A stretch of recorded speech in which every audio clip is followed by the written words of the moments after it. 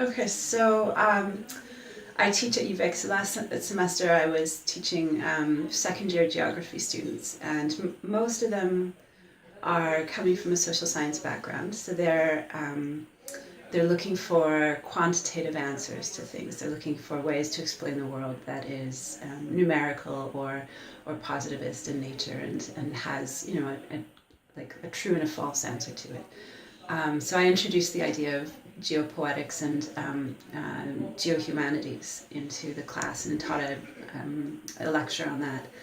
And part of that is how art and specifically poetry can contribute to our understandings of place and home and belonging and dwelling and space in geography.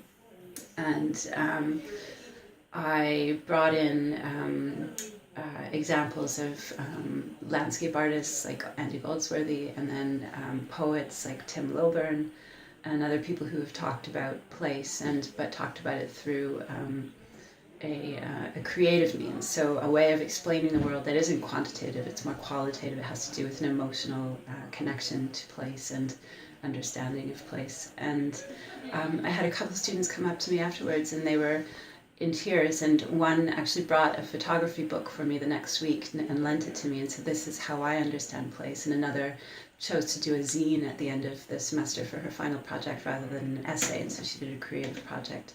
And that's something that she probably wouldn't have done if I hadn't introduced that concept. And I think what it really made me realize is how many people are clamoring for that kind of connection to the natural world and to our understanding of place. And even if they don't quite realize it, they're that balance between the arts and the sciences is really, really important and a really kind of fundamentally deep way of understanding the world and touched people. And I loved that. I loved seeing that.